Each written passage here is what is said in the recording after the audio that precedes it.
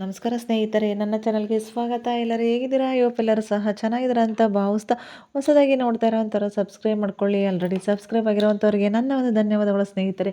Video ಇಷ್ಟ ಇದ್ದರೆ like ಮಾಡೋದನ್ನು ಮರಿಬೇಡಿ. ಬನ್ನಿ, ಇವತ್ತಿನ ವಿಡಿಯೋದಲ್ಲಿ ಏನಪ್ಪ ಇದು ಸೊಪ್ಪು ತೋರಿಸ್ತಾ ಇದ್ದಾರೆ ಅಂತ ಅಂದ್ಕೊಳ್ತಿದ್ದೀರಾ? ಹೌದು ಸ್ನೇಹಿತರೆ, ಏನು ಸೊಪ್ಪು ಹೇಳಿ ಇದು?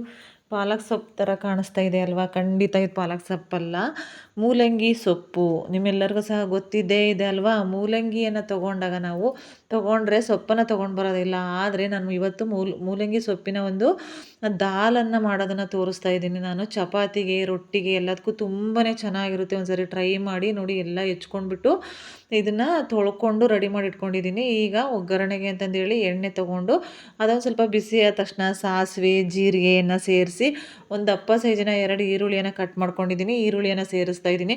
ತುಂಬ ಅಂದರೆ ತುಂಬಾ ಚೆನ್ನಾಗಿರುತ್ತೆ ಇದು ಒಂದು ಮೂಲಂಗಿ ಸೊಪ್ಪಿನ ಪಲ್ಯ ಅಥವಾ ದಾಲ್ ಅಂತ ಹೇಳ್ಬೋದು. ಏಕೆಂದರೆ ನಾನು ಬೇಳೆಯನ್ನು ಸೇರಿಸಿ ನಾವು ದಾಲ್ ಮಾಡ್ತೀವಿ ನೋಡಿ, ಆ ರೀತಿಯಲ್ಲೇ ಮಾಡ್ತಾಯಿದ್ದೀನಿ. ತುಂಬ ಚೆನ್ನಾಗಿರುತ್ತೆ ಇದು. 2-3 ರೀತಿಯಲ್ಲಿ ಮಾಡ್ಬೋದು, ಆದರೆ ಈ ರೀತಿಯಲ್ಲೂ ತುಂಬ ಚೆನ್ನಾಗಿರುತ್ತೆ ನೋಡಿ. ನಾನೀಗ ಈರುಳ್ಳಿಯನ್ನು ಸೇರಿಸಿ ಒಂದು ಸ್ವಲ್ಪ ಉಪ್ಪನ್ನು ಅದಕ್ಕೆ ಹಾಕ್ಬಿಟ್ಟು ಚೆನ್ನಾಗಿ ಅದು ಬೇಗ ಬೇಯುತ್ತೆ ಅಂದ್ಬಿಟ್ಟು ಫ್ರೈ ಮಾಡ್ಕೊಳ್ತಾ ಇದ್ದೀನಿ. ಈಗ ಮೂಲಂಗಿ ಸೊಪ್ಪಂತೂ ತುಂಬ ಅಂದರೆ ತುಂಬಾ ಒಳ್ಳೆಯದು ಹೆಲ್ತಿಗೆ. ನಾವು ಯಾವಾಗಲೂ ಅಷ್ಟೇ ಅಲ್ವಾ, ಮೂಲಂಗಿಯನ್ನು ಸಾಂಬಾರು ಮಾಡೋದಕ್ಕೆ ಯೂಸ್ ಮಾಡ್ತೀವಿ, ಆದರೆ ಸೊಪ್ಪನ್ನು ಯೂಸ್ ಮಾಡೋದಿಲ್ಲ ನೋಡಿ. ನಾನೀಗ ದಾಲ್ ಅಂತ ಹೇಳಿದೆ ನೋಡಿ, ಒಂದು ಸ್ವಲ್ಪ ತೊಗರಿಬೇಳೆ, ಒಂದು ಸ್ವಲ್ಪ ಹೆಸ್ರು ಬೇಳೆಯನ್ನು ನಾನು ಒಂದು 2 ವಿಷಲ್ನ ಮಾಡ್ಕೊಂಡು ಬೇಯಿಸ್ಕೊಂಡಿದ್ದೀನಿ ಕುಕ್ಕರಲ್ಲಿ ನಾನು. ನೀವು ನಿಮ್ಮ ಕ್ವಾಂಟಿಟಿಗೆ ತಕ್ಕನಾಗೆ ಎಷ್ಟಾದ್ರು ತೊಗೋಬೋದು, ಅಳತೆ ಅಂತ ಏನಿಲ್ಲ. ನೀವೆಷ್ಟು ನಿಮ್ಮ ಮನೆಯಲ್ಲಿ ಎಷ್ಟು ಮೆಂಬರ್ಸ್ ಇದ್ದಾರೋ ಅದ್ರ ಮೇಲೆ ತೊಗೊಳ್ಳಿ ನೀವು. ಈಗ ಒಂದು ಸ್ವಲ್ಪ ಎಲ್ಲ ಫ್ರೈ ಆಗಿದೆ ನೋಡಿ. ಈಗ ಸೊಪ್ಪನ್ನು ತೊಳ್ಕೊಂಡು ರೆಡಿ ಮಾಡಿ ಇಟ್ಕೊಂಡಿದ್ದೀನಿ, ಅದನ್ನು ಸೇರಿಸ್ತಾ ಇದ್ದೀನಿ. ಈ ಮೂಲಂಗಿ ಸೊಪ್ಪು ಏನಪ್ಪ ಅಂದರೆ ತಂದು ಇವತ್ತು ತೊಗೊಂಡು ಬಂದೀವಿ ಅಂದರೆ ನಾಳೆ ಹೆಂಗೆ ಮಾಡಿದರೆ ಚೆನ್ನಾಗಿರುತ್ತೆ. ನಾನೊಂದು 2 ದಿನ ಲೇಟ್ ಆಯಿತು ಮಾಡೋದು. ಆಗ ಒಂದು 2 ಸೊಪ್ಪಿನ ಏನು ಎಲೆ ಇರುತ್ತೆ ನೋಡಿ, ಅವು ಒಂದು ಸ್ವಲ್ಪ ಹಳದಿ ಕಲರ್ ಆಗಿದ್ದಾವೆ ಅಷ್ಟೇ. ಅಷ್ಟು ಬಿಟ್ಟರೆ ಇನ್ನೇನಿಲ್ಲ. ತೊಗೊಂಬಂದು 1 ದಿನ ಅಥವಾ 2 ದಿನದಲ್ಲಿ ಮಾಡಿ ತುಂಬ ಚೆನ್ನಾಗಿರುತ್ತೆ, ಟೇಸ್ಟ್ ಚೆನ್ನಾಗಿರುತ್ತೆ. ಮೂಲಂಗಿ ಸೊಪ್ಪಿಂದು ಅಂತಲೇ ಇದನ್ನು ಹೇಳೋದಕ್ಕಾಗೋದಿಲ್ಲ, ಅಷ್ಟು ಚೆನ್ನಾಗಿರುತ್ತೆ. ಹೆಲ್ತಿಗೂ ಅಷ್ಟೇ ಒಳ್ಳೆಯದಲ್ವ ಈ ಸೊಪ್ಪಿನ. ಇದೇ ರೀತಿ ಡ್ರೈ ಪಲ್ಯ ಥರ ಮಾಡ್ಕೊಂಡು ಊಟ ಮಾಡ್ಬೋದು, ಅಥವಾ ಈ ದಾಲ್ ನಾನು ಏನು ತೋರಿಸ್ತಾ ಇದ್ದೀನ ಆ ರೀತಿಯಲ್ಲಿ ಮಾಡಿಕೊಂಡು ಚಪಾತಿಗೆ, ರೊಟ್ಟಿಗೆ, ಅಕ್ಕಿ ರೊಟ್ಟಿ, ಜೋಳದ ರೊಟ್ಟಿಗೆ ಎಲ್ಲದಕ್ಕೂ ಸಹ ತುಂಬ ಚೆನ್ನಾಗಿರುತ್ತೆ. ಒಂದು ಸರಿ ನೀವು ಮಾಡಿಲ್ಲ ಅಂದರೆ ಖಂಡಿತವಾಗಿಯೂ ಟ್ರೈ ಮಾಡಿ ನೀವು ನೋಡಿ. ಒಂದು ಪ್ಲೇಟನ್ನು ಮುಚ್ಚಿದ್ದೀನಿ ನಾನು. ಈ ರೀತಿ ಮುಚ್ಚಿಬಿಟ್ಟು ಬೇಯಿಸಿದರೆ ಬೇಗನೆ ಬೇಯುತ್ತೆ. ಹಾಗಾಗಿ ಆಮೇಲೆ ಈ ಸೊಪ್ಪು ಬಂದುಬಿಟ್ಟು ಬೇಗನೆ ಬೇಯುತ್ತೆ, ಒಂದು 5 ಇಂದ 10 ನಿಮಿಷದೊಳಗಡೆ ಬೇಯುತ್ತೆ ಅಂತ ಹೇಳ್ಬೋದು. ಸಾಫ್ಟ್ ಆಗುತ್ತೆ ನೋಡಿ, ಆಲ್ರೆಡಿ ಸಾಫ್ಟ್ ಆಗಿದೆ. ಇದನ್ನೆಲ್ಲನೂ ಸಹ ಚೆನ್ನಾಗಿ ಈಗ ಮಿಕ್ಸ್ ಮಾಡ್ಕೊಳ್ಳೋಣ. ತುಂಬ ಮಾಡೋದು ಅಷ್ಟೇ ಈಸಿ, ಕಡಿಮೆ ಒಂದು ಮನೆಯಲ್ಲಿರುವಂಥ ಒಂದು ಇಂಗ್ರೀಡಿಯೆಂಟ್ಸ್ನಿಂದನೇ ಮಾಡ್ಬೋದು ನಾವು. ಟೇಸ್ಟು ಅಷ್ಟೇ ಚೆನ್ನಾಗಿರುತ್ತೆ. ಹಾಗಾಗಿಬಿಟ್ಟು ಆಮೇಲೆ ಒಂದು ಸ್ವಲ್ಪ ಮಸಾಲೆ ಅಂತ ಏನಿಲ್ಲ, ನಾನು ಸ್ವಲ್ಪ ಇದಕ್ಕೆ ಸೇರಿಸೋದಕ್ಕೆ ಏನಂದರೆ ಒಂದು ಸ್ವಲ್ಪನೇ ಶೇಂಗಾ ಬೀಜ, ಕುರ್ಷಣಿ ಕಾಳು, ಒಂದು 2 ಬೆಳ್ಳುಳ್ಳಿ ಗೆಡ್ಡೆಯನ್ನು ತೊಗೊಂಡು ಮಿಕ್ಸಿ ಮಾಡ್ಕೊಂಡಿದ್ದೀನಿ ನಾನು. ಒಂದು ಸ್ವಲ್ಪ ನೀರನ್ನು ಸೇರಿಸಿ ಈ ಥರ ಹಾಕಿ ನಾವು ಇದನ್ನು ಈ ರೀತಿ ಮಿಕ್ಸಿ ಮಾಡ್ಕೊಂಡು ಸೇರಿಸಿದರೆ ಟೇಸ್ಟ್ ತುಂಬ ಚೆನ್ನಾಗಿರುತ್ತೆ. ಒಂದು ಸ್ವಲ್ಪ ಕಾಯಿ ತುರಿಯನ್ನು ಸಹ ತೊಗೊಂಡಿದ್ದೀನಿ ನಾನು. ಟೇಸ್ಟ್ ತುಂಬ ಚೆನ್ನಾಗಿರುತ್ತೆ. ಟ್ರೈ ಮಾಡಿ ನೀವು ನೋಡಿ. ಈಗ ಬೆಂದಿದ್ದಾಗಿದೆ. ಒಂದು ಸ್ವಲ್ಪ ಅರಿಶಿಣವನ್ನು ಸೇರಿಸ್ತಾ ಇದ್ದೀನಿ ನಾನು. ಇಷ್ಟೇ, ಬೇಗನೆ ಆಗಿಬಿಡುತ್ತೆ ಅಂತ ಹೇಳ್ಬೋದು ಈ ಪಲ್ಯ. ನೀವು ಸರಿ ಟ್ರೈ ಮಾಡಿ. ಮೂಲಂಗಿ ಸೊಪ್ಪಿನ ನೀವು ಮಾಡಲ್ಲ ಅಂತ ಅನ್ನೋದಾದರೆ ಖಂಡಿತವಾಗಿಯೂ ಮಾಡಿ ನೋಡಿ. ನೀವೇ ಹೇಳ್ತೀರಾ ಇಷ್ಟಪಟ್ಟು. ಇನ್ಮೇಲೆ ಮೂಲಂಗಿ ಜೊತೆಗೆ ಸೊಪ್ಪನ್ನು ಫ್ರೀನೂ ತೊಗೊಂಡು ಬರ್ತೀರಾ. ಯಾಕೆ ಅಂದರೆ ಮೂಲಂಗಿ ಸೊಪ್ಪಿಗಂತೂ ದುಡ್ಡಂತೂ ತೊಗೊಳೋದಿಲ್ಲ. ನಾನು ಅದೇ ರೀತಿಯೇ ತೊಗೊಂಡು ಬಂದಿದ್ದು. ಮೂಲಂಗಿಯನ್ನು ತೊಗೊಂಡು ಸೊಪ್ಪನ್ನು ತೊಗೊಂಡು ಬಂದೆ. ಅವ್ರು ಬೇಕಾದ್ರೆ ತೊಗೊಳ್ಳಿ, ಇಲ್ಲಾಂದ್ರೆ ಅಲ್ಲೇ ನಾವು ಅದನ್ನೇನು ಯೂಸ್ ಮಾಡಲ್ಲ ಅಂದ್ರೆ ಹಾಗಾಗಿಬಿಟ್ಟು ಹಾಗೆ ತೊಗೊಂಡು ಬಂದಿದ್ದೆ ನಾನು. ಚೆನ್ನಾಗಿತ್ತು, ತುಂಬ ಚೆನ್ನಾಗಿತ್ತು ತಂದಾಗ ಸೊಪ್ಪು ನೋಡಿ. ಈಗ ಬೇಳೆಯನ್ನು ಏನು ಬೇಯಿಸ್ಕೊಂಡಿದ್ದೆ ಅದನ್ನು ಸೇರಿಸ್ತಾ ಇದ್ದೀನಿ ನಾನು.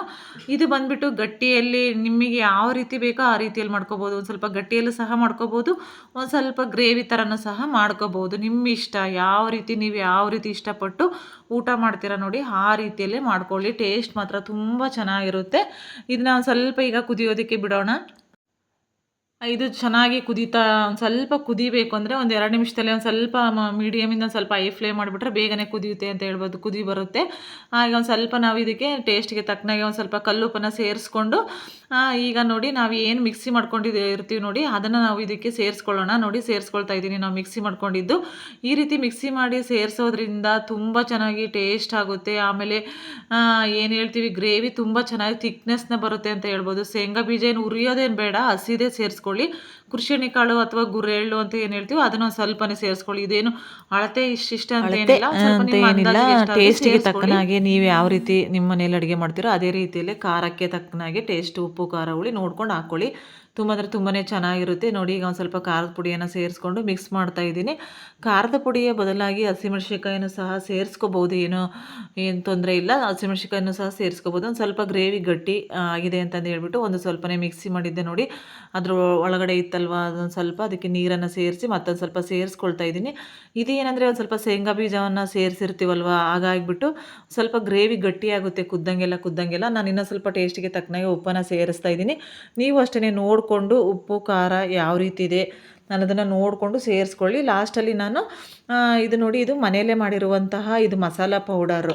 ಅಂದರೆ ಈಗ ಮಸಾಲ ಖಾರ ಅಂತ ಮಾಡ್ತಾರೆ ನೋಡಿ, ಅದೇ ರೀತಿಯಲ್ಲೇ ಮಾಡಿರುವಂಥದ್ದು. ಆದರೆ ಇದಕ್ಕೆ ಈರುಳ್ಳಿ, ಕೊಬ್ಬರಿ ಆ ಥರದ್ದೆಲ್ಲನೂ ಸಹ, ಕೊತ್ತಂಬರಿ ಸೊಪ್ಪು ಆ ಥರದ್ದೆಲ್ಲನೂ ಮಿಕ್ಸಿ ಮಾಡಿ ಸೇರಿಸಿಲ್ಲ. ಹಾಗೆ ಡ್ರೈಯಲ್ಲಿ ಎಲ್ಲನೂ ಸ್ವಲ್ಪ ಎಣ್ಣೆನ ಸೇರಿಸಿ ಎಲ್ಲ ಮಸಾಲೆಗಳನ್ನ ಹುರಿದು ಪುಡಿ ಮಾಡಿರುವಂಥದ್ದು. ಇದು ಎಲ್ಲದಕ್ಕೂ ಸಹ ಸೇರಿಸ್ಕೋಬೋದು. ತುಂಬ ಚೆನ್ನಾಗಿ ಟೇಸ್ಟ್ ಇರುತ್ತೆ.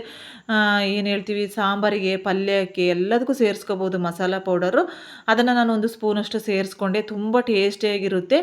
ಆಮೇಲೆ ಹಸಿ ಕೊಬ್ಬರಿಯನ್ನು ಸೇರಿಸ್ತಾ ಇದ್ದೀನಿ. ಕೊಬ್ಬರಿ ಕಾಯಿ ತುರಿಯನ್ನು, ಇದು ಟೇಸ್ಟ್ ಚೆನ್ನಾಗಿರುತ್ತೆ. ಹಾಗಾಗಿಬಿಟ್ಟು ನಿಮ್ಮ ಮನೆಯಲ್ಲಿ ಯಾವುದಿರುತ್ತೋ ಅದನ್ನು ಗರಂ ಮಸಾಲ ಆಗಿರ್ಬೋದು ಅಥವಾ ನೀವು ಯಾವ ಖಾರದ ಪುಡಿ ಸಾಂಬಾರು ಪುಡಿಯನ್ನು ನೀವು ಸಾಂಬಾರಿಗೆ, ಪಲ್ಯಕ್ಕೆ ಯೂಸ್ ಮಾಡ್ತೀರಾ ನೋಡಿ, ಅದನ್ನೇ ಸೇರಿಸ್ಕೊಳ್ಳಿ.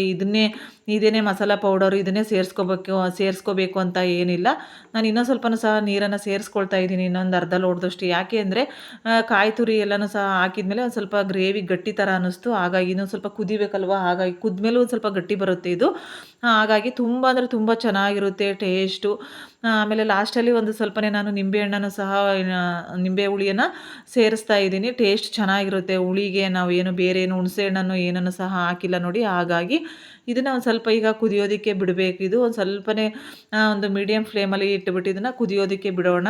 ಇದು ಕುದ್ದ ನಂತರ ಅಷ್ಟೇ ಟೇಸ್ಟ್ ಚೆನ್ನಾಗಿರುತ್ತೆ. ಆಮೇಲೆ ಯಾರಿಗೂ ಸಹ ಇದು ಮೂಲಂಗಿ ಸೊಪ್ಪಿಂದ ಮಾಡಿದ್ದು ಅಂತಲೇ ಕಂಡುಹಿಡಿಯೋದಕ್ಕಾಗೋದಿಲ್ಲ ಅಂತ ಹೇಳ್ಬೋದು. ನಮಗೆ ಮಾಡಿದವ್ರಿಗೆ ಮಾತ್ರನೇ ಗೊತ್ತಿರುತ್ತೆ ಮೂಲಂಗಿ ಸೊಪ್ಪಿಂದ ಮಾಡಿದ್ದೀವಿ ಅಂತಂದೇಳಿ. ಯಾಕೆ ಅಂದರೆ ಟೇಸ್ಟ್ ಅಷ್ಟೇ ಚೆನ್ನಾಗಿರುತ್ತೆ. ಆಮೇಲೆ ಮೂಲಂಗಿದು ಸ್ಮೆಲ್ಲು, ಸೊಪ್ಪಿನ ಸ್ಮೆಲ್ಲು ಏನೂ ಇರೋದಿಲ್ಲ ಇದು. ತುಂಬ ಚೆನ್ನಾಗಿರುತ್ತೆ. ನಾವು ಪಾಲಕ್ ಸೊಪ್ಪಿಂದ ಯಾವ ರೀತಿ ಊಟ ಮಾಡ್ತೀವಿ ಅಂದರೆ ಪಾಲಕ್ ಸೊಪ್ಪಿಂದ ಸ್ವಲ್ಪ ಟೇಸ್ಟ್ ಬೇರೆ ಇರುತ್ತೆ, ಇದು ಬೇರೆ ಇರುತ್ತೆ ಅಷ್ಟೇ. ಒಂದು ಸಾರಿ ನೀವು ಮಾಡಿಲ್ಲ ಅಂದರೆ ಖಂಡಿತವಾಗಿಯೂ ಟ್ರೈ ಮಾಡಿ. ನೀವೇ ಹೇಳ್ತೀರಾ.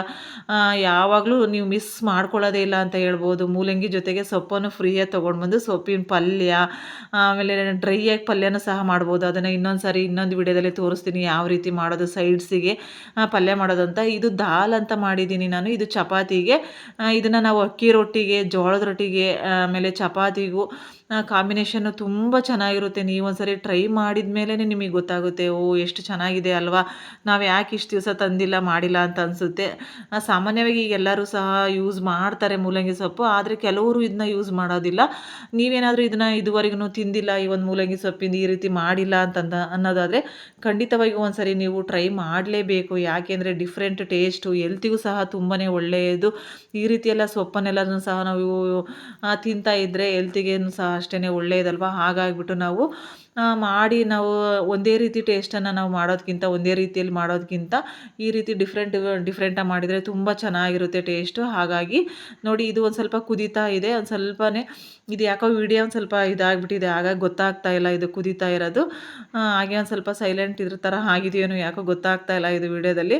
ಸೊ ಇದು ಕುದಿಬೇಕು. ಒಂದು ಸ್ವಲ್ಪ ಕುದ್ದ ನಂತರನೇ ನೀವು ಇದನ್ನ ಇಳಿಸ್ಕೊಂಡು ಯಾವುದು ಚಪಾತಿ ರೊಟ್ಟಿ ಜೊತೆಗೆ ನೀವು ತಿನ್ಕೋಬೋದು. ಟೇಸ್ಟ್ ತುಂಬ ಚೆನ್ನಾಗಿರುತ್ತೆ. ನೋಡಿ, ನಾನು ಚಪಾತಿ ಜೊತೆಗೆ ಮಾಡಿದ್ದೆ, ತುಂಬ ಚೆನ್ನಾಗಿತ್ತು ಟೇಸ್ಟ್. ಇದ್ರ ಜೊತೆಗೆ ಒಂದು ಸ್ವಲ್ಪ ತುಪ್ಪ ಹಾಕ್ಕೊಂಡು ಊಟ ಮಾಡಿದ್ರಂತೂ ಹೇಳೋದಕ್ಕೆ ಆಗೋದಿಲ್ಲ, ಅಷ್ಟು ಚೆನ್ನಾಗಿರುತ್ತೆ. ಒಂದ್ಸರಿ ಟ್ರೈ ಮಾಡಿ ನೀವು, ತುಂಬ ಟೇಸ್ಟಿಯಾಗಿರುತ್ತೆ ನೀವು ಅಂತ ಹೇಳ್ತಾ ಎಲ್ಲರಿಗೂ ಸಹ ಧನ್ಯವಾದಗಳು ಸ್ನೇಹಿತರೆ.